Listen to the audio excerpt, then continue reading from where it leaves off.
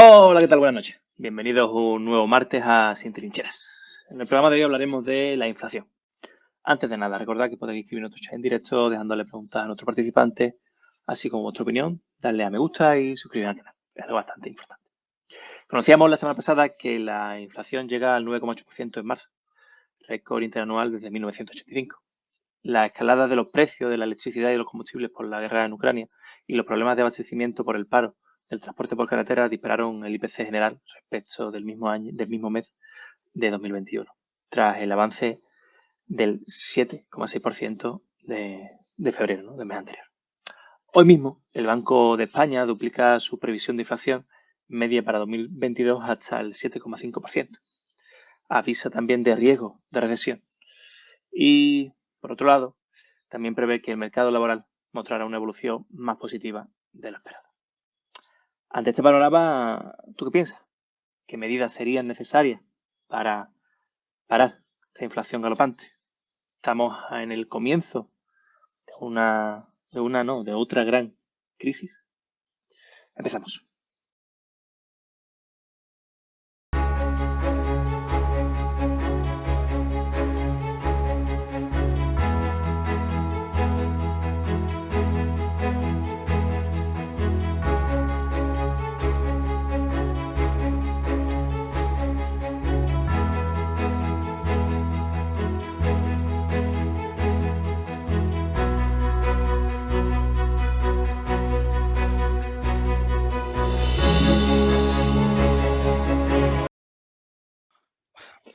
Para hablar de inflación, hoy contamos con Álvaro Delgado, economista y miembro del área joven de Podemos Madrid. Buenas noches, Álvaro. Muchas gracias por estar esta noche con nosotros.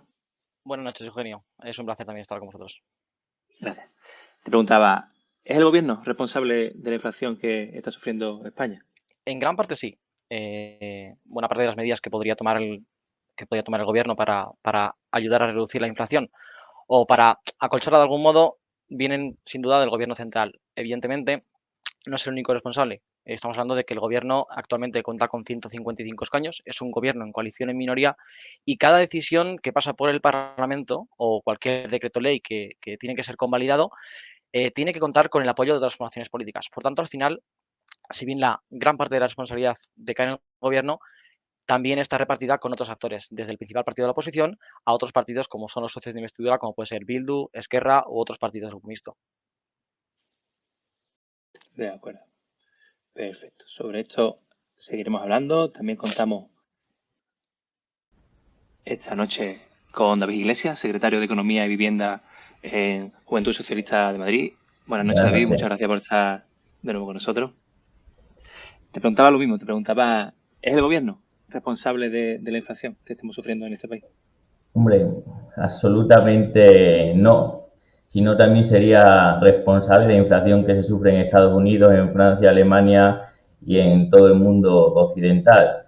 Esto podríamos decir es como un tsunami que ha arrasado completamente. Esto es una experiencia que ya hemos vivido en el pasado y ahora lo que se trata es de analizar los daños que están produciendo e intentar tomar las medidas de la mejor manera posible.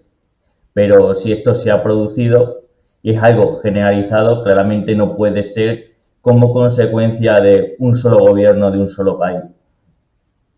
De acuerdo. Sobre esta idea también volveremos durante el debate. Y por último, pero no por ello menos importante, contamos con Iván Campuzano, secretario de Economía y Vivienda de Nuevas Generaciones. Buenas noches, Iván. Muchas gracias por estar con nosotros. Muy buenas, Eugenio. Un placer estar con todos vosotros una noche más. Pues, contestando a la pregunta, ¿el gobierno tiene culpa de la inflación? Yo creo que sí, que no es responsable absolutamente del 100% de la inflación, pero que las medidas que diferencian la inflación, cómo afectan a los hogares y, sobre todo, qué repercusiones en el largo y medio plazo pueden tener, están en las manos de este gobierno y este gobierno no está tomando medidas efectivas para paliarlas. De acuerdo. Seguimos sobre esta idea. Entonces abrimos a los tres y me gustaría volver sobre esa idea, ¿no? La que ha mencionado tanto David Iglesias como Iván Campuzano. si bien decía Álvaro que no es responsable solamente el gobierno, pero no solamente, ¿no? Y David decía que, bueno, que si fuera responsable otros países, ¿no? También sería responsable. ¿Qué se diferencia, ¿no? En cómo está actuando España respecto a la inflación, ¿no? ¿Qué medidas está tomando o qué medidas no está tomando para sufrir en mayor o menor medida respecto de otros países de su entorno? Adelante, Álvaro. Vale, bueno, creo que David y yo hemos tomado la pregunta de manera distinta. Evidentemente, el gobierno no es el único responsable de la inflación. Todos sabemos en la situación que ocurre en España, que es un mercado en el, por ejemplo, podemos hablar del mercado de las eléctricas o del mercado de los combustibles, es un mercado que está fuertemente oligopolizado, sin apenas competencia y que, bueno, en el que los beneficios se reparten entre unos pocos.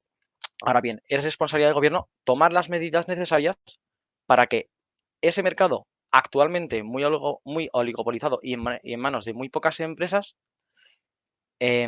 bueno, esos beneficios se repartan entre la población, se repartan entre más empresas que puedan entrar a formar parte de la competencia. Pero las causas, al final de la inflación, residen en dos cosas. Una, la subida de los precios de la energía y la subida de los combustibles. Y de esto tiene parte, bueno, aparte del mercado, como ya he mencionado, también la situación que ocurre en otros países y más recientemente en Ucrania y en Rusia. Pero ya venía empujando fuerte la subida de los precios de los combustibles y de la energía, ya venía empujando fuerte atrás. Y el gobierno, bueno, tomó medidas que eran positivas, como por ejemplo bajó el IVA del 21 al 10% de la luz. Esto no significa que bajar impuestos sea beneficioso por sí mismo, puesto que el IVA del 10% tenía que ya estar desde hace tiempo en ese porcentaje porque es un bien esencial para la población, ¿no? Además, también bueno, se descontó el impuesto a la electricidad de manera temporal, bueno, para aliviar un poco también la tensión, pero no ha sido realmente efectivo. Realmente ninguna de las dos bajadas de impuestos ha sido efectiva. Y bueno, sí que bueno, se han dado mayor incremento de subvenciones, por ejemplo, se ha avanzado la desgravación del IVA de los transportistas, se está dando mayores ayudas y ahora la última ayuda de los combustibles de ese descuento del 20% sobre el precio que marcan. Eso es realmente positivo, pero creo que hace falta ser más profundos en las reformas, en las medidas y sobre todo más valientes. Bueno, le doy la palabra a David. ¿Crees que han de ser más valientes las medidas que comentaba Álvaro o son suficientes o habría que perfilarlas? A ver, lo primero hay que distinguir que en Europa quien tiene que velar por un determinado objetivo de inflación es el Banco Central Europeo, cuyo vicepresidente hay que recordar que es del Partido Popular, el señor Luis de Guindos, que últimamente tiene algunas declaraciones que difieren de las que está diciendo su partido. Es cierto que este tipo de inflación de momento está causado fundamentalmente debido al precio de la energía. Más allá de aquellas recetas fáciles que se dicen de, no, si tenemos una empresa pública, todo esto se hubiera solucionado. No.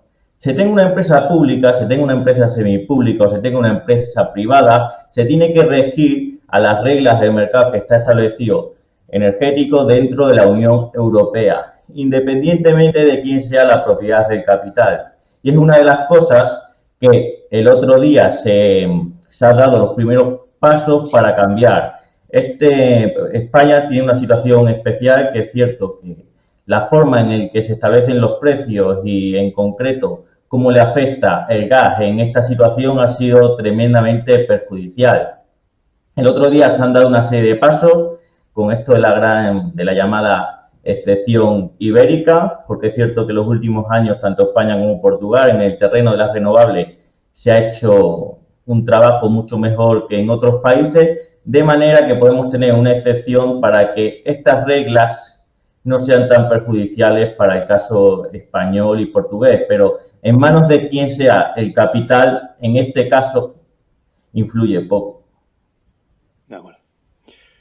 Respecto a lo que se ha comentado, Iván, nos escriben desde comentarios que porque España tiene una inflación mucho mayor que otras economías, ¿hay algo de autocrítica en lo que se está haciendo en España o no? Yo creo que desde España tenemos que hacer autocrítica, sobre todo el gobierno tiene que hacer autocrítica de las medidas que han tomado. Es cierto que por parte del Banco Central Europeo, que es el que tiene que hacer un control de la inflación, y yo ahí estoy de acuerdo con David en que hay gente dentro del Banco Central Europeo que tiene que tomar decisiones, pero no hemos de olvidar que el Banco Central Europeo depende precisamente de los países de la Unión Europea para tomar las políticas monetarias que ha tomado. Es decir, son políticas monetarias por consenso de los 27 miembros de la Unión Europea. Es decir, que independientemente de quién sea y del signo que sea el vicepresidente o el presidente o el funcionario, es una cuestión de acuerdos entre todos los países. La inflación ya venía galopante desde después de la crisis precisamente porque, debido a que se había contenido la demanda por parte de familias y empresas con la crisis del coronavirus, se produjo un cuello de botella y había mucha masa monetaria, es decir, mucho dinero para comprar. Es decir, que por eso había aumentado la inflación de una manera bastante importante. Ahora bien, ¿qué es lo que ocurre? Pues que en el caso español, como siempre, vamos mal y tarde en las medidas que tomamos. En el caso de Rusia, que yo he visto que el gobierno, pues parece que ahora ha pasado del comodín de Franco al comodín de Putin, lo que tenemos que ver es que no es realmente una cuestión de Putin ni de Rusia. De hecho, de todo el gas ruso que viene a España, que viene a Europa, tan solo el 10% del gas que se consume en España es gas ruso. La gran mayoría del gas que se consume es argelino. ¿Y cuál es el problema y que hemos visto a lo largo de estas últimas semanas que se ha producido? Pues que el gobierno ha decidido romper lazos diplomáticos con Argelia y lo que ha producido es que el gas, ahora mismo, y lo dijeron la semana pasada, a todos los países de la Unión Europea que les compran gas les mantengan el precio y España tenga que volver a renegociarlos. La posición débil de este gobierno en política internacional que nos ponen en la esquina de la foto, y ya lo vimos a donde le pusieron a Pedro Sánchez, es lo que provoca que Marruecos, de los dos gasoductos que existen, de los dos de ellos, solamente uno esté abierto. Y ese uno, que es directamente el gas argelino, nos provoca una subida de precios importantes. Que España haya pasado de ser el socio principal a ser el secundario y haya puesto a Argelia por primera vez en 20 años como socio comercial del gas a Italia por encima de España, también debe de ser otro gesto que nos debería llamar la atención. Y España tiene una cosa muy buena, que es el mayor país con capacidad regasificadora de toda la Unión Europea. Y Estados Unidos se ha comprometido a llevar más gas licuado a Europa. Y España, que podría ser uno de los países más beneficiados de todo esto, ni tiene la capacidad, ni tiene la infraestructura, ni el gobierno está haciendo por desarrollar la infraestructura que nos conecte con el resto de Europa, porque su política internacional es débil. Y ahí lo vemos, insisto, en la foto y los 3 segundos de Biden con Pedro Sánchez. Me parece que después volvemos con David sobre esto, pero Álvaro, ¿qué te parece, no? Que comentan, ¿creéis que, bueno, esta maniobra, ¿no?, de Sánchez respecto al Sahara, que ha puesto de cara a Argelia y a su gas, ha sido una maniobra un poco inteligente a largo plazo? Bueno, habrá que ver cómo evoluciona en el futuro. Desde luego, los contratos de gas con Argelia aún se están negociando. No sabemos todavía qué va a derivar, si van a subir o a lo mejor bajan. No sabemos todavía en qué precios se van a mover. Por otro lado, bueno, realmente lo que importa es que cuando el gas llega a España, cae en manos de muy pocas empresas. Hablamos de Repsol, hablamos de Camsa, hablamos de Galp, muy pocas empresas que se reparten en todo el mercado. Un mercado fuertemente privatizado, sin ninguna presencia pública, en el que, bueno, tener una empresa pública no es una solución fácil, pero es una solución que ayudaría mucho. Porque cuando una empresa pública está dentro de un mercado como el es eléctrico o el energético español, con muy pocas empresas, una empresa pública ayuda en momentos como este a fijar unos precios máximos y a ayudar a que haya competencia entre las empresas. Si, por ejemplo, Repsol, que fue primero nacionalizada por Felipe González en los gobiernos del PSOE en los años 80 y 90 y después terminada por José María Aznar en los años, con el primer gobierno de los años 90, y del mismo modo ocurrió con Endesa en los años 80 y 90, con ambos tipos de gobierno, España tendría una posición muy fuerte en ambos sectores estratégicos y podría fijar bueno, precios para que de forma razonable se distribuyeran también tanto los beneficios de las empresas en el resto de la sociedad, para que unos pocos, ganando mucho menos, bueno, el resto de la sociedad pudiera pagar menos a fin de mes y la factura de la luz no fuera tan alta, o a la hora de llenar el depósito de nuestros coches, pues bueno, no fuera tan elevado el importe. Desde luego, la verdad que esa dificultad que tenemos a la hora de intervenir en el mercado es clave en cómo afecta también la inflación, puesto que, bueno, si eliminásemos de la inflación general los combustibles y la energía, al final vemos que la inflación, bueno, se mantiene en línea con otros países europeos. Realmente es la estructura del mercado español lo que define, bueno, la inflación real de España. Y es ahí donde el gobierno tiene que ser valiente, y desde luego es donde hace falta las medidas, tanto a nivel estructural como a nivel temporal. Palabra David, adelante David, creo que quieres responder algo de Iván. Sí, vamos a empezar respondiendo a Iván. Iván, no pensaba que me fueras a soltar aquí algún bulo. Lo de la foto es protocolo. Cuando estaba Aznar le ponían en el mismo sitio, cuando estaba Rajoy le ponían en el mismo sitio, y Sánchez está en el mismo sitio, y si en algún futuro, Casado ya no, será Feijóo, llega a ser presidente, le pondrán en el mismo sitio. A mí me hace gracia de que últimamente las semanas dice, no, es que el gobierno no está haciendo lo suficiente. Pero nunca nadie aclara qué es lo suficiente. Comparamos con el resto de países y todos los países más o menos han tomado prácticamente las mismas medidas, cada uno con sus peculiaridades, pero todas las mismas medidas. Pero hay que bajar los impuestos. Oye, pues ya se han bajado determinados impuestos a determinados productos. ¿Qué impuestos hay que bajar? ¿Cuánto? ¿20 céntimos es mucho? ¿Es poco? ¿Bajamos 30? ¿Cuál es la cifra para hacerlo suficiente? ¿40? Son cosas que yo creo que habría que especificar.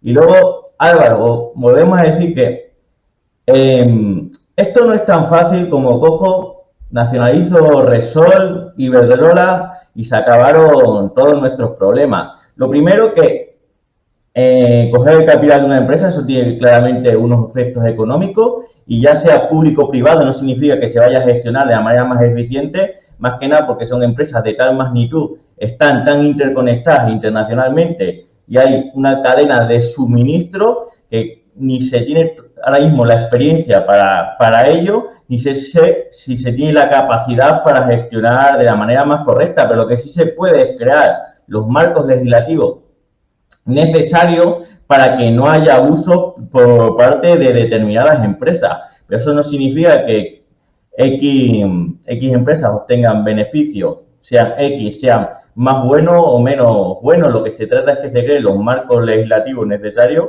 pues, para que en momentos de dificultad o personas que tengan determinadas necesidades, pues se creen instrumentos que se ayuden. En este caso, pues se están estableciendo eso mismo, la reducción de los beneficios caídos del cielo y todo este tipo de instrumentos que se está implementando para que al final la población se vea beneficiada.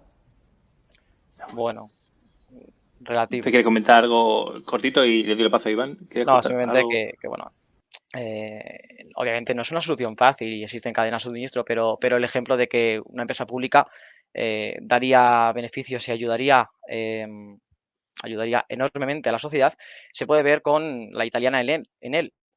Enel es propietaria de Endesa, que es una empresa que antes era española. Es decir, cuando pagamos la luz y tenemos la factura de Endesa, como ya la tengo, por ejemplo, le estoy dando dinero al gobierno italiano. Ese dinero que podría estar en el gobierno español si Felipe González o José María Aznar no hubieran privatizado esta empresa, y ese dinero podría revertir en infraestructuras, sanidad, educación. Del mismo modo que en Francia tienen también su propia empresa pública, no recuerdo el nombre, igual que, por ejemplo, en Múnich, toda la energía de la ciudad la suministra una empresa pública. Y bueno, ayer conocimos la noticia de que Gazprom, en Alemania, que es una empresa rusa de origen, iba a ser nacionalizada por el gobierno alemán. Así que bueno, yo supongo que no propongo tampoco, no pido la luna. Y tampoco hace falta que sea 100% pública, puede ser una participación relativamente pequeña con la que el Estado puede influir. De acuerdo. Bueno, desde el chat nos están hablando, bueno, de otras alternativas, ¿no? Como las energías solares y renovables, ¿no? Sobre esto ahondaremos ahora, ¿no? Voy a darle la palabra a Iván, pero sobre las posibles soluciones ahora ahondaremos, pero adelante, Iván. Pues menos mal, ¿no, Álvaro, que no pedimos la luna, porque si la pidiéramos yo creo que a todos nos iría un poquito peor. Yo creo que, sobre todo en el caso de Barcelona, creo que tenemos el mejor ejemplo de cómo podría ser una empresa pública de energía controlada principalmente por el gobierno y por gente que supuestamente iba a abaratar la electricidad de la gente de Barcelona, que iba a ayudar a las familias más humildes y que con sus beneficios iba a ayudar a toda la sociedad catalana y principalmente a la ciudad de Barcelona. Todos conocemos el caso de Colau, que llegó al gobierno y dijo: voy a hacer una energética para Barcelona. Bien, ¿cuál ha sido el resultado después de todos estos años? Y no es que lleve pocos. Primero, empresa deficitaria. Segundo, no ha habido apenas personas que se adscriban. Tercero, más caras las facturas que el resto de empresas de la competencia. Por lo tanto, la gestión pública en las empresas de la energía en España no son eficientes. Lo segundo, decir que porque funciona en Italia o porque funciona en Francia vaya a funcionar en España no tiene por qué, porque eso depende de los gestores, de la transparencia y de la seriedad de los mismos y del mercado energético de cada país. Por lo tanto, a día de hoy, incluso si uno se pone a mirar actualmente, incluso diarios de la izquierda, cuáles son sus opiniones sobre hacer una energética pública, te darás cuenta que no hay nadie a día de hoy que vea que sea una solución real y factible.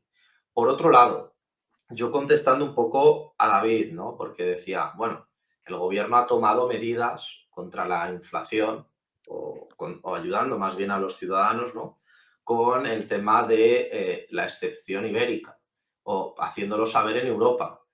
Bien, te recuerdo que eso pues ya era una condición conocida y que también ha apoyado el Partido Popular de Europa porque era una cosa lógica y justa. Como bien he dicho, la mayor parte del gas y del tendido eléctrico europeo no pasa por España y por lo tanto es lógico que se haga una excepcionalidad en la zona ibérica. Ahora bien, dice, bajar 20 céntimos el petróleo es que echamos todos los días, ¿es una solución efectiva? Pues ya se ha visto que la realidad es que no. Es decir, vemos cómo las gasolineras han tenido, por el escaso margen, muchas de ellas que tienen, que subir el precio en 20 céntimos o algo parecido. Por lo tanto, la bajada que estamos notando es casi ficticia y encima, entre todos los españoles, como hay que devolverles el dinero y se lo tiene que devolver Hacienda, vamos a pagarles 20 céntimos. Por lo tanto, al final, acabamos pagando 40 para, en teoría, ahorrarnos 20. Es decir, está aumentando la inflación artificialmente porque está aumentando en 20 céntimos el coste que pagamos todos los ciudadanos. Y eso, al final, hay que pagarlo entre todos. Es decir, que está mutualizando el coste de la gasolina con esas medidas. ¿Qué podía haber hecho el gobierno directamente y no nos hubiera costado ni un solo euro a todos los ciudadanos? Primero, la factura energética. ¿Cuántos impuestos hay en la factura de la luz? La verdad es que me faltan dedos en las manos para quitar impuestos. Segundo, en las facturas de cuando nosotros pagamos los hidrocarburos, tenemos el impuesto especial a los hidrocarburos. Sabiendo ahora mismo que con esta inflación galopante el gobierno está recaudando impuestos mientras las familias se empobrecen a niveles estratosféricos, el gobierno podía haber eliminado directamente ese impuesto. Primero, sin costarle dinero a las gasolineras, sin costarle dinero al Estado porque lo está recaudando por otro lado, y tercero, de esta manera favorecería el movimiento del mercado español. Y eso podía haberlo hecho y eso hubiera realmente afectado al nivel de los precios. No como está ocurriendo ahora, que va a ocurrir el efecto contrario, que también, como siempre, lo hace por decreto porque ¿para qué vamos a hablar con las gasolineras? Las gasolineras no se presentan en las elecciones, Iván. Son familias y son empresarios y yo creo que tienen el mismo Pues que se derecho a que presentan el a las gobierno hable con elecciones. ellos que con el resto de gente. Están representadas en el Parlamento por el partido al que hayan votado. no se Bueno, presentarán a las elecciones. Y no está orgulloso el gobierno de hablar todo el día con patronal y sindicatos, ¿por qué no se reúne con estos como se ha reunido con los La patronal y los transportistas? sindicatos están representando a las gasolineras. Ah, Si los trabajadores están en el es verdad, sindicato es y las verdad. empresas están adscritas a la COE. Ahora bien, los 20 céntimos de rebaja, yo eché gasolina hace 10 días en mi coche. Estaba a 1,85 donde la eché. La eché el viernes pasado a medianoche, un rato después de que entrara en vigor el descuento del gobierno, aplicado por el decreto ley del gobierno. La eché a 1,53, por tanto, sí tiene efecto. Segundo, el impuesto de hidrocarburos. El impuesto de hidrocarburos es verdad que tiene razón, te concedo esa parte, evidentemente, porque tiene una parte que es un impuesto especial, es decir, son dos partes. Ahora bien, la rebaja no alcanzaría más de los 9 céntimos. España tiene el impuesto de hidrocarburos el octavo más bajo de toda la Unión Europea. Es decir, de cada litro que echamos de gasolina cueste 1,50 €, 1,80 € o 3 euros, solamente se van en impuesto de hidrocarburos 0,47. El límite para bajarlo, estoy hablando de gasolina, no de diésel, que sería aún menor el margen, estamos hablando de que el margen sería para bajarlo de unos 9 céntimos. 9 céntimos no nos soluciona la vida. En cambio, el gobierno sí pone dinero de todos, de cada uno y todos, de cada uno de los españoles para ayudar con esa bajada de 20 céntimos e impidiendo que las gasolineras, tanto las grandes como las pequeñas, que a su vez compran el material a las grandes, suban los precios. Por tanto, sí está ayudando y sí ha tomado medidas. Ahora bien, podemos estar de acuerdo en que no son suficientes, pero la línea es la adecuada. Y luego, bueno, también podríamos hablar, seguramente estar de acuerdo en que se debería bajar el IVA o al 10 o al 4%. Eso también tiene un coste. Si hacemos caso al plan de Núñez Feijóo, quiere bajar el IVA al 4% de la gasolina, que está actualmente en el 21%, y está en el 21% porque Rajoy lo subió en 2012 desde el 18% al 21%. Tiempo tuvo con una mayor absoluta de haberlo bajado antes, además, en periodo de recesión, con crisis, no como ahora, creando empleo y creciendo en PIB. Podía haber bajado el impuesto de la gasolina en el IVA, pero no lo hizo. Si hacemos caso al plan, como decía, de bajar al IVA al 4%, y con esto ya termino, y hacemos caso de eliminar el impuesto de hidrocarburos o bajarlo drásticamente, se perderían unos 20.000 millones de recaudación. 20.000 millones de los cuales la mitad van a gobiernos como el de Isabel Díaz Ayuso, van a gobiernos como el de Chimo Puig o el de Juanma Moreno Bonilla en las diferentes comunidades autónomas. 10.000 millones de euros que no llegarían a las comunidades autónomas y no tendrían para invertir en sanidad, en educación, en infraestructuras, en transporte público, que por cierto, invertir en transporte público cuando tenemos la gasolina tan cara sería una gran inversión, sin duda alguna, tanto a nivel temporal como a nivel estructural. Y con esto me callo un rato, que habla mucho. De acuerdo. Le voy a hablar a David, que hace tiempo que no habla, el pobre. ¿Qué te parece, no? Lo que está comentando tanto Iván como Álvaro. ¿Ha sido efectiva la subida, digamos, el descuento de los 20 céntimos por litro? Al final, no. El tema de los impuestos, ¿no? ¿Realmente afecta a los hidrocarburos o es el eterno debate sobre los impuestos, ¿no? Adelante, David. A ver, bueno, primero aclarar que después de, ahora mismo no sé, 30 minutos que llevamos de debate, creo que con los distintos razonamientos queda una cosa clara, que la inflación que tenemos no es causa del gobierno, sino que viene por determinados factores, porque lo que estamos discutiendo todo el rato es qué medidas tomar para aliviar los efectos de esa inflación. Por lo que yo creo que el debate en ese sentido está bien encarrilado. ¿Por qué se ha tomado la medida de los 20 céntimos en vez de bajar determinados tipos impositivos? Lo que sí, una cosa que sí es cierta que ha dicho Álvaro, es que España en concreto, en comparación con el resto de países, tiene los impuestos a la gasolina más bajos. Era constante noticia de que los franceses cruzando la frontera para echar gasolina en España o los portugueses cruzando la frontera para echar gasolina en España. En concreto, se ha hecho lo de los 20 céntimos también por el tema de que cuando se reduce un impuesto, como bien sabemos, se puede trasladar hacia los consumidores una parte o la total reducción o hacia los productores también una parte o la total reducción, y el manejo de eso en un mercado tan oligopolístico es bastante limitado, en el sentido de que es más proclive un mercado oligopolístico a que esa gran parte de la bajada sea trasladada hacia el lado de los productores. En cambio, con esta medida de los 20 céntimos, la Comisión Nacional del Mercado de la Competencia puede establecer de manera mucho más fácil un control efectivo de que realmente esta bajada está repercutiendo en todos los ciudadanos y ciudadanas, que es de lo que se trata. De ahí la razón. Por otro lado, porque el dinero que nos han sacado de los bolsillos de los españoles está en esto, está que en épocas de dificultad, viene una pandemia, ¿a quién recurrimos? Al Estado. Viene una situación económica difícil como consecuencia de una muy alta inflación provocada por una guerra, ¿a quién recurrimos? Al Estado. En momentos de dificultad, cuando no nos queda nadie, siempre se recurre a alguien, y ese alguien es el Estado. Y el Estado, los mecanismos que tiene es con el dinero del bolsillo de los españoles. Por eso, cuando vuelvan a decir de el dinero está en mejor sitio que en el bolsillo de los españoles, eso significa que en momentos de dificultad, si no tenemos recursos, ¿qué medida vamos a implementar? Por otro lado, los impuestos sobre la electricidad ya se bajaron prácticamente la totalidad hace unos meses, por lo que en ese sentido creo que se ha hecho un buen trabajo, y lo que se ha intentado es añadir aún más medidas pues a esta situación que se ha agravado. De palabra a Iván. Adelante. Bueno, yo como tengo alusiones por ambos lados, voy a empezar contestando a David, a Álvaro más bien, porque creo que es el que me ha interpelado primero.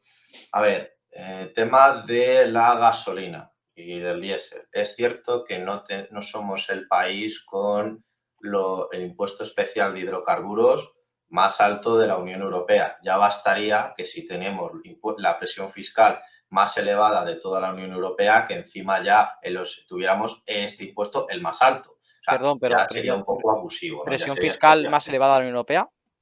El esfuerzo fiscal más elevado de la Unión Europea. Tampoco Efectivamente, yo te recomiendo de verdad que lo mires, que somos el país de la Unión Europea que tenemos mayor esfuerzo fiscal. Y esto yo no lo digo yo, lo dice la OCDE. Pero bueno, podemos utilizar cualquier indicador económico que le guste a la gente del gobierno de Podemos. Ahora bien, según el boletín del petróleo de la Unión Europea, yo creo que a lo mejor tenemos fuentes distintas, lo que se está recaudando por cada litro del impuesto especial de hidrocarburos no son 9 céntimos, son 47,3 céntimos por cada litro que se echa de gasolina. Por lo tanto, como bien dice David, 20 céntimos es bueno, 30 céntimos es bueno, no lo sé yo, pero hay 47,3 céntimos de margen en este impuesto especial. Y como bien decimos, es especial y también la situación como es especial, precisamente se podría eliminar. De hecho, con todo lo que ha ganado el gobierno en estos días de recaudación, porque ha tardado también mucho tiempo en elaborar todas estas medidas, que dice voy a hacer algo, ¿no? Y lo anuncia, pero no dice el que concreta hasta un mes después. La verdad que son unos especialistas en marketing fantásticos los que tienen en la Moncloa. Decir que, bueno, que yo creo que ahora mismo, pues, el mejor ejemplo de ejecución de cuáles han sido las últimas medidas han sido esos 140.000 millones de euros que venían de la Unión Europea, del cual el gobierno se ha hinchado a hablar de que iba a hacer. Y como bien decías, Álvaro, estoy de acuerdo contigo que con este precio de la gasolina disparado sería un muy buen momento para mejorar las infraestructuras de transporte y para mejorar el sistema de comunicaciones en España, el sistema público de transporte. Yo estoy totalmente de acuerdo contigo. Ahora bien, ¿cuál es el mejor proyecto que presentaron para estos 140.000 millones de euros? Un proyecto de 1.000 millones de euros de un tema de electrificación de motores. ¿Sí? ¿Cómo puede ser que el mayor paquete de ayudas que este gobierno ha llevado ahora mismo a España, y con 140.000 millones de euros, hemos visto que el mejor proyecto sea 1.000 millones de euros? Yo creo que hay mucho que hacer, que el gobierno se ha desentendido de este problema de los 140.000 millones que no ha sido capaz de ejecutar ni de proponer medidas, y yo creo que ahora mismo pues estamos con las manos atadas, porque el gobierno pues no está dispuesto ni a pactar, ni a hablar con la oposición, ni siquiera hablar con su propio gobierno dentro del gobierno. Y pues bueno, yo creo que ahí pues queda mucho trabajo que hacer, y sobre todo también os pongáis de acuerdo los de Podemos con el PSOE, que también nos hará bien al conjunto de los españoles. Por alusiones, bueno, voy a empezar por Álvaro, adelante Álvaro. No, nada, muy tranquilo. Estaba buscando mientras hablaba Iván. España tiene por delante en esfuerzo fiscal datos de diciembre de 2021. Tiene a Suecia, Rumanía, Eslovaquia, República Checa, Portugal, Eslovenia, Chipre, Italia y Eslovenia.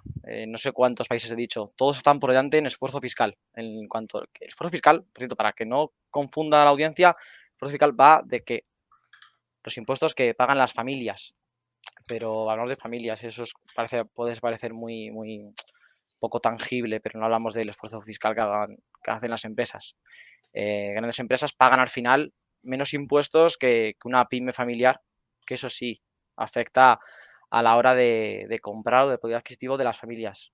Por tanto, lo que debemos hacer es redistribuir el golpe, digamos, que supone esta crisis energética, esta crisis que al final es un shock de oferta. El problema viene de la oferta, no viene por el problema de la demanda.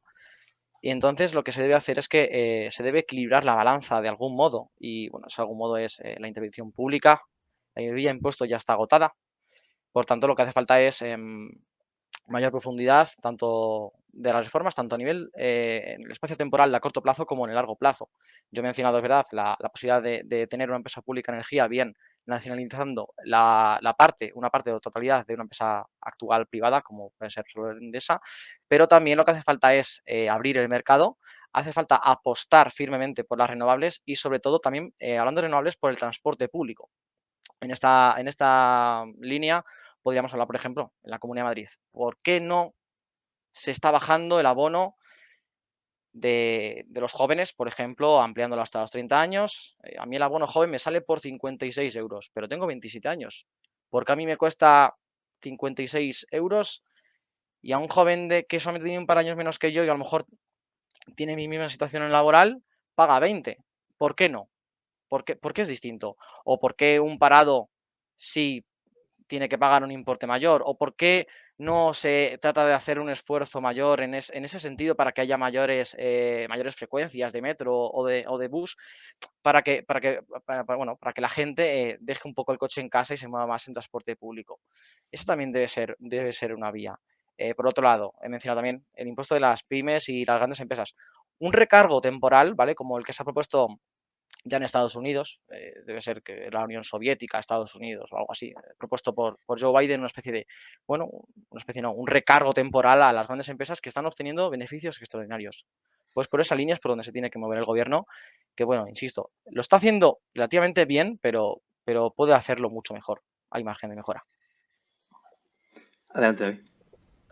Sí, a ver, en línea con todo lo que hemos dicho, está claro de que serán mejores, serán peores, al final el tiempo pues evaluará todo, pero si hay una cosa que está clara es que el gobierno ha tomado medidas y con una relativa rapidez, si lo miramos en términos relativos con otros países. Pero España es un país donde está el gobierno y luego está el gobierno de las distintas comunidades autónomas. Yo tengo aquí ahora mismo el sueldo de Isabel Díaz Ayuso son 103.000 euros. El sueldo de Pedro Sánchez son 84.000 euros. Digo yo que la señora presidenta de la Comunidad de Madrid, que gana más que el presidente del gobierno, tendrá alguna responsabilidad en intentar solucionar los problemas de los ciudadanos de la Comunidad de Madrid. Y cuando digo Isabel Díaz Ayuso, puede decir el señor Fernández Vara o puede decir cualquiera de los presidentes y presidentas de las distintas comunidades. Álvaro tiene razón en una cosa, y me alegra que haya sacado una medida que justamente el PSOE de Madrid ha propuesto la semana pasada, que es aumentar el abono a los 30 años de los jóvenes de la Comunidad de Madrid. Lo llevamos diciendo años, ¿eh? Lo llevamos diciendo muchos años. Pues últimamente no se os escucha. Joder, pues, hostias, léenos mejor. Es aumentar a 30 años el abono de los jóvenes de la Comunidad de Madrid. Mira, una manera de que la gente intente por lo menos utilizar menos el transporte privado y favorecer el transporte público. Y respecto a eso, David, ¿qué comenta de y por qué no? Porque claro, al final los jóvenes van a llegar hasta los 50 años, parece, ¿no? O sea, ¿no sería mejor un precio estándar para todos los ciudadanos o sería muy costoso para las arcas del Estado? O de las A ver, sí, bueno, digo, otra opción claramente en función de... lo ideal sería siempre es en función de la renta, independientemente de lo que cobre el ciudadano, que independientemente de la edad que tenga el ciudadano o ciudadana, pues que según la renta que tenga pueda tener un abono u otro. Eso sería lo mayor eficiente para las arcas públicas. Es cierto que la juventud, por el sector que tiene y las características, una forma de implementarlo rápido y las comunidades no tienen acceso a esa información fiscal de una manera fácil, es establecerlo por edades, pero más que nada por el acceso a esa información, ya que habría que acudir, tendrían que intercambiar la información a agencia tributaria y tal, y los procesos serían mucho más complejos y mucha más burocracia, pero efectivamente sería mucho más eficiente si se hiciera en función de la renta, pero al final yo creo que el objetivo tendría que ser que tanto el gobierno central como el gobierno de las comunidades autónomas, el gobierno central ya ha tomado medidas, pero digo yo que las comunidades autónomas también tendrán que poner un paquete de medidas encima de la mesa que intente paliar, intente disminuir el daño que está provocando esta situación económica. Yo creo que tiene que haber corresponsabilidad, si no, es muy fácil ser presidente, viene un problema, no, este problema que lo solucione el gobierno central. Luego hablaba Iván sobre los fondos europeos. Hombre, los mecanismos que se han diseñado principalmente son las comunidades autónomas, aquellas que tienen que presentar los proyectos, se tienen que aprobar tras una evaluación, pues habrá que ver los proyectos que han presentado cada una de las administraciones. Vamos a ello. Adelante, Iván. ¿Crees que tiene algún tipo de corresponsabilidad de las comunidades autónomas? ¿Tendrían que hacer algo más de lo que hacen? ¿Están haciendo algo? Bueno, yo creo que en el sentido de la Comunidad de Madrid, ¿no? Porque ha salido a colación y ya sabes que me encanta, ¿no? Ya por otros programas hablar de la Comunidad de Madrid. Decir, lo primero de todo, como bien has dicho, Eugenio, el límite ¿dónde está? En los 20, en los 30, en los 40, en los 50, en los 100 años. Habría que hacer una tarifa fija, habría que hacer una tarifa por parte por tramos, ¿no? de ingresos de renta. Yo creo que ahora mismo el sistema que hay en la Comunidad de Madrid es de los sistemas más eficientes, por no decir el sistema más eficiente de transporte público que hay en España.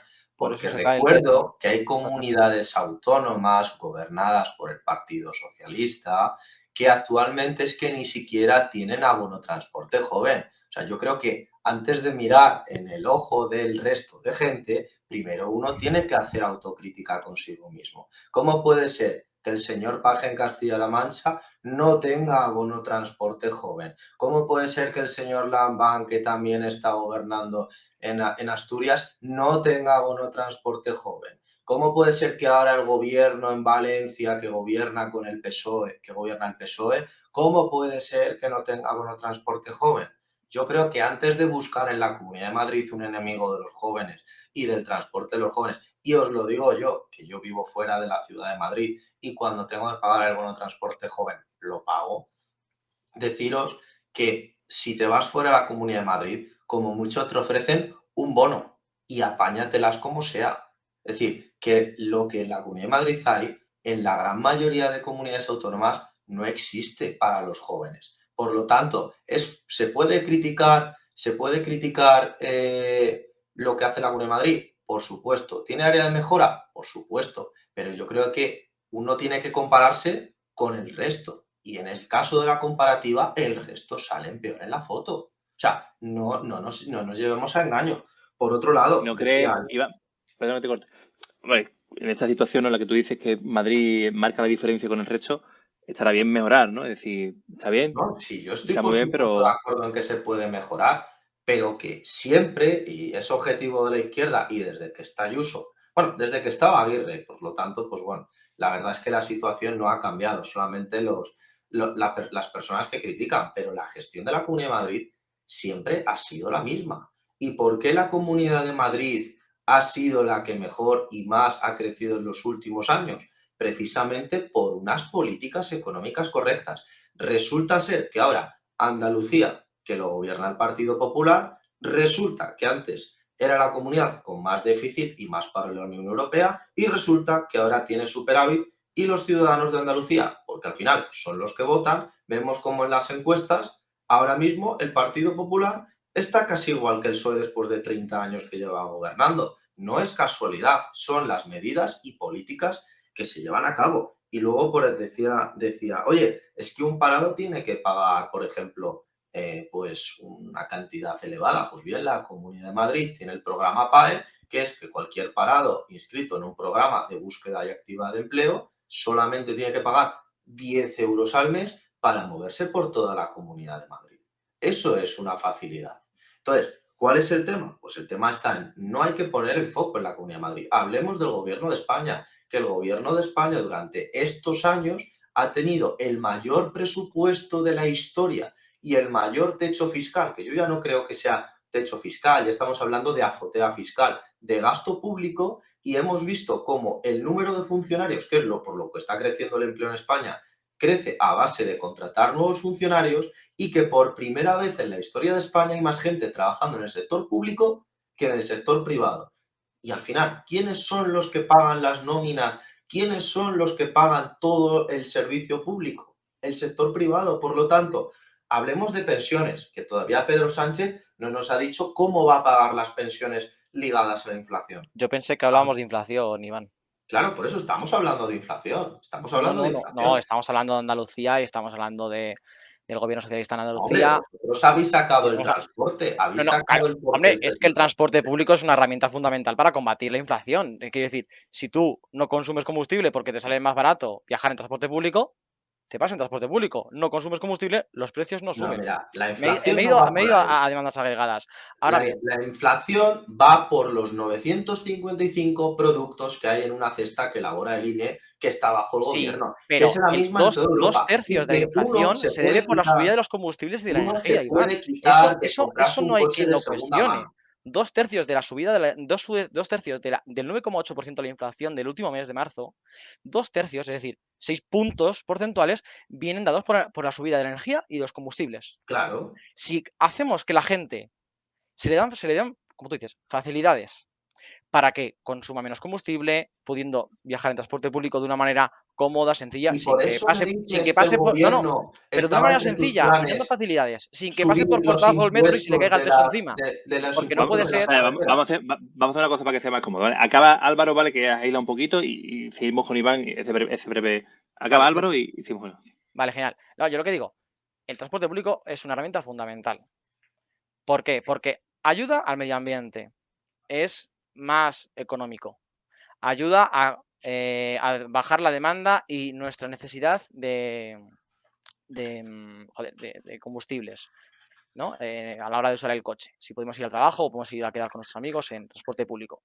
Y por último, para terminar de hilar, que es una mención que ha dicho Iván y justo lo acabo de ver en comentarios, de todo el empleo que se ha creado en los últimos tiempos, 800.000 empleos en el último año, 150.000 desde que está la reforma laboral en vigor, con récord de contratos indefinidos, ya que estamos. Yo también me desvío un poco del tema. Solamente el 8 o 9% de toda la contratación que se ha producido viene por parte del empleo público. Por tanto, si hablamos también de empleo público, podemos mencionar los 6.000 despidos que el día 31 de marzo hubo en la Comunidad de Madrid por parte de Ayuso, expulsando a 6.000 sanitarios de la comunidad autónoma. Ahora bien, 6.000 personas que van a sufrir un poquito más con la inflación. Bueno, en fin, un poco eso es lo que quería matizar. Y bueno, simplemente que con eso ya termino de momento el argumento porque creo que he hablado demasiado en este último momento. Dejamos que acabe Iván y seguimos con... Vale. A ver, el tema del transporte público. Los dos estamos de acuerdo en que el transporte público es más limpio, más tal. Podemos llegar a muchos acuerdos y muchos consensos sobre el transporte público. Ahora bien, lo que compone la inflación, en parte, es el transporte, en parte son muchos elementos. ¿Y cuál es la realidad? La realidad es que uno no se puede quitar ni de comer ni de consumir energía. Y por mucho que se amplifique el transporte público, por mucho que veamos que se puedan hacer políticas activas, lo que estamos viendo es que el gobierno al final ha tomado medidas mal y tarde y por eso el campo se le ha echado a la calle. Por eso se le han echado a la calle los transportistas, por eso se le han echado a la calle todo el mundo. Y no se le han echado ni a Ayuso ni se le han echado a Juanma Moreno, se le han echado al gobierno de Pedro Sánchez, porque la gente sabe perfectamente quién es el causante y quién es el que tiene que tomar medidas, del cual también está el gobierno de Podemos, que prefiere gastarse el dinero en políticas de igualdad antes que reducir los impuestos de los ciudadanos. Y Súper decía, prescindibles las ayudas a la maternidad. no, Súper yo estoy de prescindibles, acuerdo en las seguro. ayudas a la maternidad, lo que no es, como vimos, Va que, de por eso. ejemplo, pues, por supuesto, la niñera asesora del Ministerio de Igualdad seguro que está de acuerdo contigo. Pero en este sentido, yo te digo que ahora mismo, y cuando decías, es que los asalariados, el sector público es el menos crece. Voy a un artículo del Economista que habla directamente de los datos de la EPA. Las nóminas que dependen del sector privado superan a los asalariados privados pese al aumento del empleo. Y esto es de un artículo que tampoco tiene muchos meses, por lo tanto, ¿qué estamos hablando? Nos comenta, mira Álvaro, perdona, Iván, nos comenta desde comentarios, dice, si miramos qué ocurrió en el conjunto del año, en los últimos 12 meses el sector que más tiró del empleo, con diferencia, fue el privado. Porque la gente salía de los ERTE. Pero ¿cuál es la realidad una vez la gente se reincorpora al mercado laboral? Pues que el aquí no sector están privado es incluidos. el que menos ha creado conjunto Pero al público. los ERTE no están incluidos en esos 700.000 empleos que se han creado. Los ERTE ya estaban contados en personas que están trabajando. Quiero decir, estás contando, te has confundido. Quiero decir, las personas que han empezado a trabajar, 744.000, según el dato que daba la persona, el espectador, son personas que han encontrado un empleo. Mientras que las personas que estaban en ERTE ya contaban como cotizantes en ese momento. No han dejado de contar como cotizantes. No han estado en ningún momento en paro. Otra cosa es que el sector público, el Estado, el gobierno central, gracias a los ERTE, ha acolchado y ha ayudado a que esas empresas no pierdan los empleos y a que la gente pueda, bueno, de algún modo seguir llegando a final de mes, que es al final esto de lo que va, de que las personas bajen al supermercado, bajen a comprar el pan y sea más asequible. Por tanto, si al final de mes, gracias a que, por ejemplo, se baja el abono de transporte de las familias, aunque sea de manera temporal, no pasa nada. Yo creo que las comunidades autónomas tienen margen de sobra. Y sí, podemos estar de acuerdo en que a lo mejor faltan abonos jóvenes en algunas comunidades autónomas, pero al fin y al cabo, tanto David como tú y como yo somos de la Comunidad de Madrid. Entonces es donde debemos estar centrados. Es aquí donde debemos de pedir medidas y donde podemos pedir mejoras. Está genial el abono joven a 20 euros. Nadie lo puede cuestionar. Ahora bien, Podemos, por ejemplo, en Podemos, en las últimas elecciones propusimos, igual que David, estamos de acuerdo, en aumentarlo a los 30 años. ¿Es una persona joven a los 30 años? Indiscutiblemente sí lo es. Y adicionalmente, también proponíamos una bajada del abono joven del 75%, también para parados, para pensionistas y, por supuesto, para jóvenes. Si al final la gente coge más el transporte público y gasta menos en combustible porque no lo necesita, porque tiene un buen transporte público de calidad que no se le cae a cachos cuando va en metro, al final tiene un poco más de dinero al final de mes, puede consumir más, puede irse mejor de vacaciones, puede tener ocio y al final eso se nota tanto al final de mes como la inflación. Y bueno, creo que eso es lo que nos importa. Bueno, yo en esta línea Perdona, bueno, sí, bueno, puntualiza un poco y le voy a dar un poquito la palabra a David, que ya hemos tenido. Sí, venga. Por puntualizar una última gestión, yo creo que al final podemos hablar del abono transporte, pero la realidad y lo que afecta a la gran mayoría de ciudadanos es lo que hemos visto estos últimos años con globos sonda de intento de subida al pago de las autopistas, que el gobierno lo ha intentado, subida de diésel y como hemos visto en esta pandemia, España ha sido el único país de la Unión Europea que en vez de bajar impuestos, las ha subido y eso es al final la conclusión que han sacado los ciudadanos y por eso las elecciones y las encuestas van como van. Antes, bueno, en referencia a lo que estás diciendo, Iván, pero la situación de España es similar a otros países. Por ejemplo, me viene a la cabeza el tema de la deuda, ¿no? ¿Es razonable que España baje impuestos como sufraga esa deuda, no? Pues muy sencillo. Hemos visto cómo en la Comunidad de Madrid, bajando impuestos, al final lo que se consigue es recaudar más. Lo que no puedes hacer es intentar competir con países como, por ejemplo, Irlanda o como, por ejemplo, Francia o cualquier país de la Unión Europea, cuando, insisto, España está entre los 5 países de la OCDE con mayor esfuerzo fiscal y con los impuestos de sociedades más altos. Volvemos a lo mismo. ¿Qué pasa, Álvaro? ¿Las familias no son importantes? Vale, en el esfuerzo fiscal no tienes en cuenta las El esfuerzo empresas. fiscal no es De acuerdo. representativo. Habla de No es presión fiscal. Habla de representativo. ¿Qué presión es fiscal. representativo para ¿Dónde ti? está España en la presión fiscal? Está abajo. Está por detrás de Francia, está por detrás de Italia, está por detrás de Alemania, de Reino Unido. Pero Perdón, que al Reino Unido, cuando final está la Unión tenemos que Europea. hablar de lo Está que por pagan detrás las está familias. por detrás de todos los grandes. ¿No me ¿Queremos hablabas compararnos? antes de que el Si nos abono comparamos por los transporte que están en nuestra temporal? línea, pues hablemos de Irlanda. Si os parece, Vamos a la línea de venga, Irlanda. vamos a seguir adelante. Vamos a dar la palabra a David, porque lleva ahí unos minutos sin meter baza. A ver, Adelante, David. yo voy a leer un comentario que yo creo que es acertado.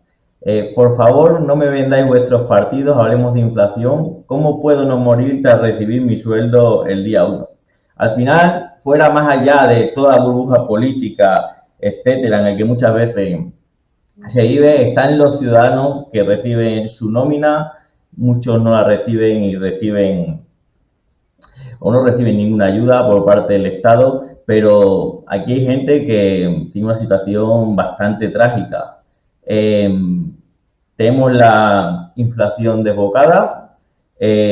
Actualmente los distintos organismos dicen que esto, si no se traslada, si no se traslada los movimientos de dinero a los salarios y al final a la economía real, se puede contener en el corto plazo. Y sin duda los grandes movimientos que hay que hacer para contener esto es internacional. Ya repetir la excepción ibérica, hemos visto medidas concretas aquí los ciudadanos, hemos visto un acuerdo que es bastante importante, un principio de acuerdo con los Países Bajos para una estabilidad fiscal, pero siempre adecuada a un marco temporal y viendo las circunstancias, pero claramente hay que tener en cuenta la estabilidad fiscal, porque lo que ha dicho Iván es mentira, eso de que bajando los impuestos se puede recaudar más.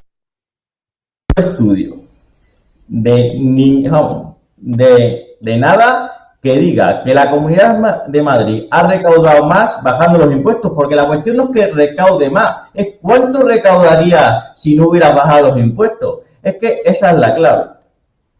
Pero vamos, y claramente no tiene lo que es la Comunidad de Madrid con otras comunidades.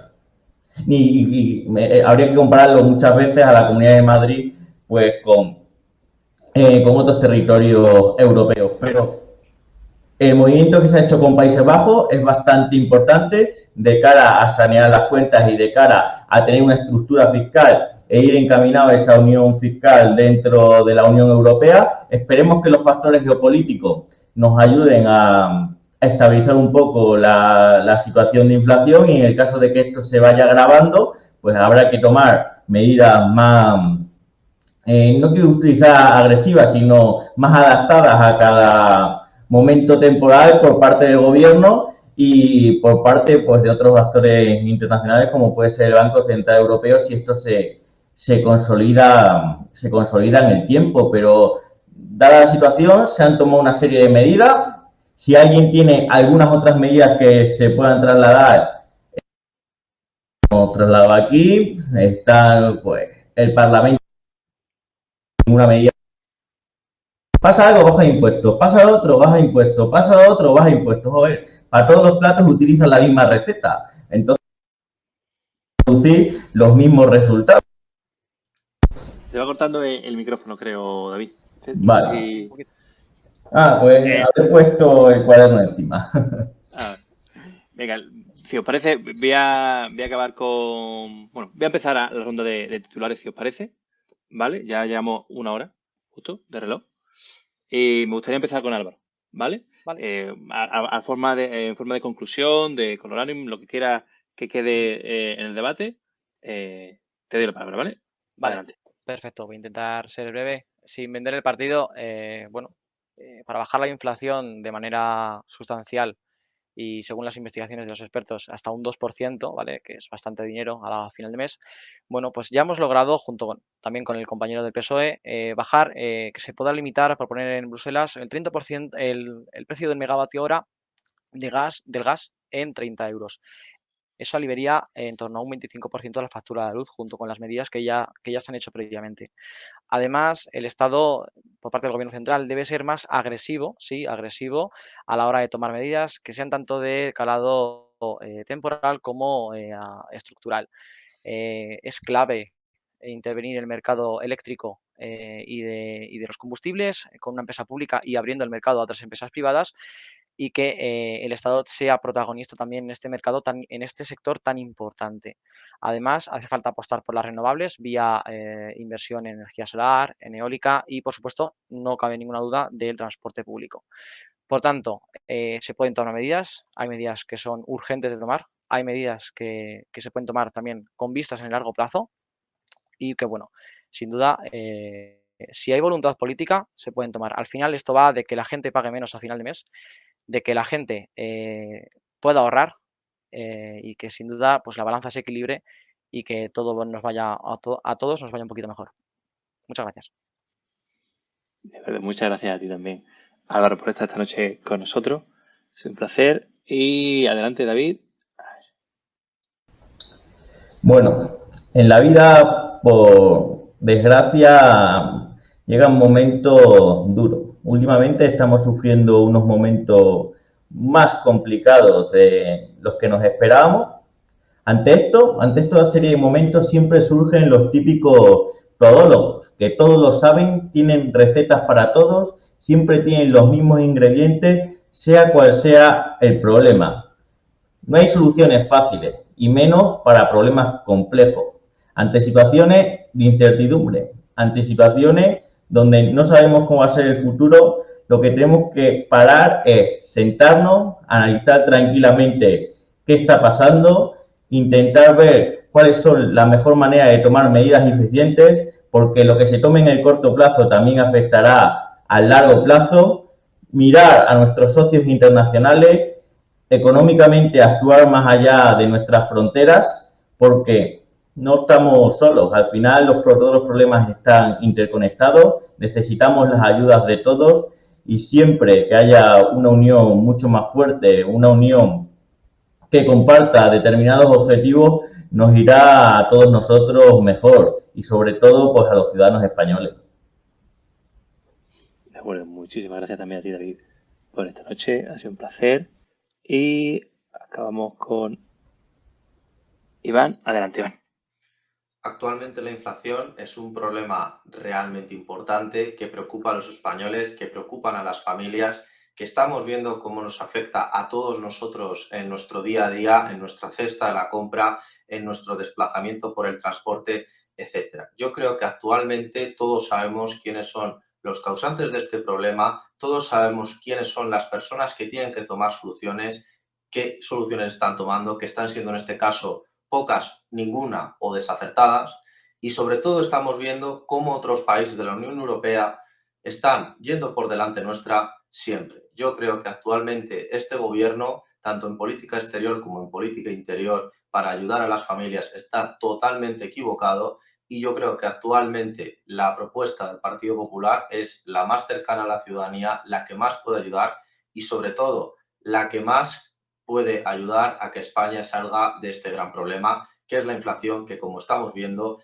estamos siendo el país de la Unión Europea que más lo está sufriendo y sobre todo las familias españolas las que más lo están sufriendo.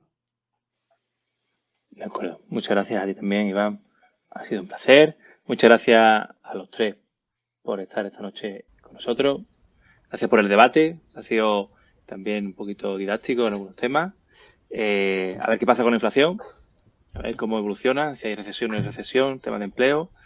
Y os emplazo en el futuro, si estáis dispuestos a seguir hablando de economía, de diferentes temas, cómo va evolucionando la economía de España y a nivel mundial. Muchas gracias a los tres y hasta la próxima. Un saludo. Un placer. Muchas gracias. Hasta pronto. Bueno, lo dejamos aquí. Veremos qué pasa, qué medidas se ponen encima de la mesa y si son capaces de amortiguar el golpe a las personas y a las familias más vulnerables en este país. Muchas gracias por seguirnos hasta el final. Escribid en comentarios qué os ha parecido el debate, cómo repercutirá la inflación en nuestra economía y a nivel mundial y si seremos capaces de paliar sus efectos. Seguidnos en redes sociales donde subimos contenido a diario y proponernos temas para debates para el futuro. La verdad que vino lo que lo tendremos en cuenta para debate futuro. La verdad. Y el próximo martes 19 de abril a las 10 de la noche dentro de 2 semanas, ya que la semana que viene estaremos de vacaciones por Semana Santa. Lo que decía, el martes 19 de abril hablaremos del presidente de México, López Obrador, y su relación con España. Lo esperamos. Salud y hasta el próximo programa.